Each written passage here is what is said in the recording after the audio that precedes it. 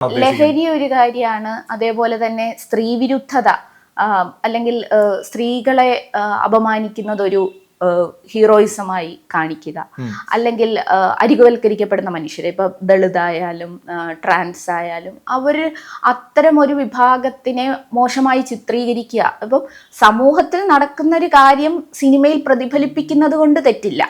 കാരണം പലരും ചോദിക്കാറുണ്ട്, ഇത് സമൂഹത്തിലുള്ളതല്ലേ, അതല്ലേ ഞങ്ങൾ സിനിമയിൽ കാണിക്കുന്നത്, ലഹരിയുടെ ഉപയോഗം സമൂഹത്തിലുണ്ട്, അത് സിനിമയിൽ കാണിക്കുന്നു, അതിനെ നിങ്ങൾ എന്തിനാണ് എതിർക്കുന്നതെന്ന് ചോദിക്കാറുണ്ട്. പക്ഷേ ഞാൻ പറയുന്നത്, സമൂഹത്തിലുള്ള കാര്യങ്ങൾ സിനിമയിൽ അവതരിപ്പിക്കുന്നതിൽ തെറ്റില്ല, പക്ഷേ അത് നല്ലതാണ് എന്ന ഒരു മെസ്സേജ് കൊടുക്കുമ്പോഴാണ്.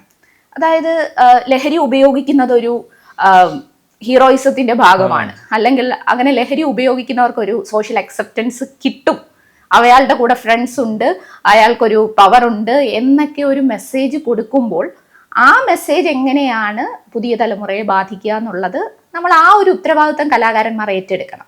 സോഷ്യലി നിലനിൽക്കുന്ന കാര്യങ്ങൾ ഉറപ്പായും സിനിമയിൽ നിങ്ങൾക്ക് അവതരിപ്പിക്കാം, പ്രതിഫലിപ്പിക്കാം, എല്ലാം ചെയ്യാം. പക്ഷേ അതിനെ ഞാൻ തുടക്കത്തിൽ പറഞ്ഞതുപോലെ ഗ്ലോറിഫൈ ചെയ്ത് അവതരിപ്പിക്കുന്ന ഘട്ടത്തിൽ അതൊരു ബാഡ് ഇമ്പാക്റ്റ് സമൂഹത്തിൽ ഉണ്ടാകും.